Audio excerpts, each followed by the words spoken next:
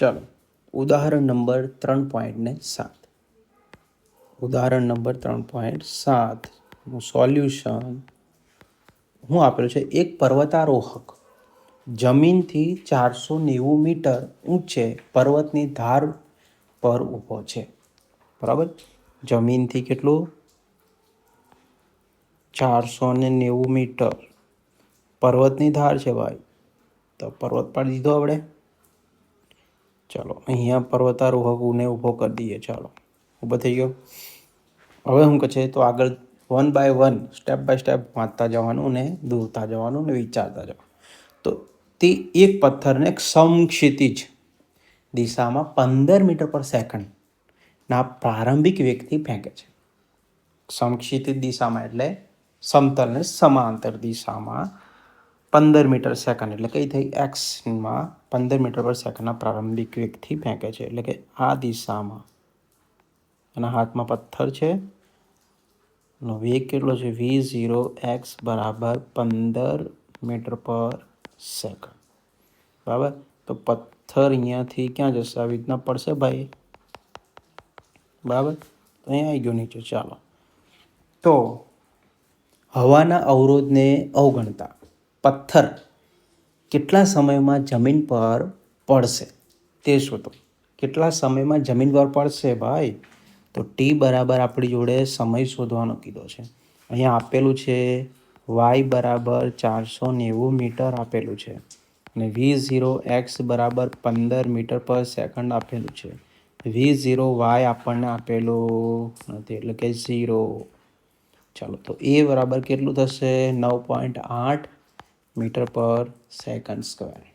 ચાલો, જો હવે આપણી જોડે સૂત્ર કયું છે? તો કે y બરાબર v0 y ટી વત્તા 1/2 a t સ્ક્વેર. બરાબર છે. ચાલો, તો v0 y તો આપણી જોડે કંઈ છે જ નહીં. ચાલો, y આપેલો છે 490, v0 y 0 એટલે આ બધું આખું 0 કરી દઉં છું. ચાલો, પ્લસ 1/2 એની કિંમત આપેલી છે 9.8 ઇન્ટુ ટી સ્ક્વેર. આપણે સમય શોધવાનો છે ને ભાઈ.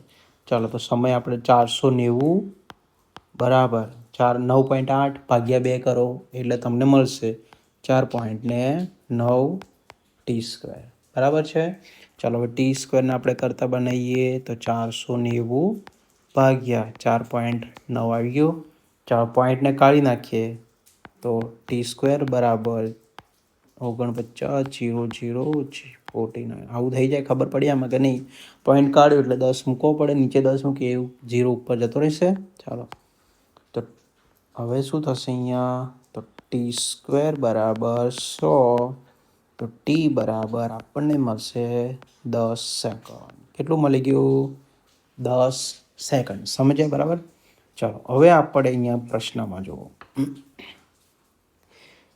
તથા જમીન પર અથડાતી વખતે તેનો વેગ શોધો. જમીન પર અથડાય છે ત્યારે તેનો આપણે શું કરવાનો છે? વેગ શોધવાનો છે. તો વેગ શોધીએ આપણે. ચાલો, તો વેગ કઈ દિશામાં છે? વાય દિશામાં. તો વાય દિશાનો વેગ શોધવો છે તો આપણે vy બરાબર v0 y પ્લસ at થશે સૂત્ર આપણી જોડે. ચાલો, તો હવે v0 y તો આપણી જોડે 0 છે તો 0. એ બરાબર 9.8 છે અને ટી બરાબર આપણે અત્યારે જ મળી ગયો. કેટલો છે ટી બરાબર? 10 સેકન્ડ. તો અહીંયા હું vy બરાબર લઈ લઉં 98 ગુણ્યા 10 એટલે 98 મીટર પર સેકન્ડ. પણ હવે આપણે શું શોધવાનું હતું? વેગનું મૂલ્ય. તો વેગ બરાબર vx square plus vy square થાય. બરાબર છે. ચાલો, તો હવે આપણે vx બરાબર આપેલું છે 15 મીટર પર સેકન્ડ પ્લસ vy બરાબર 98 છે. 98 તો 15 ગુણ્યા 15 તો થશે આપણને 225. 98 ગુણ્યા 98 કરો તો કેટલું થાય? તો કે 98 ગુણ્યા 98 9604. ચાલો, હવે આપણે કરીએ 225 વત્તા 9604 એટલે કેટલું થશે?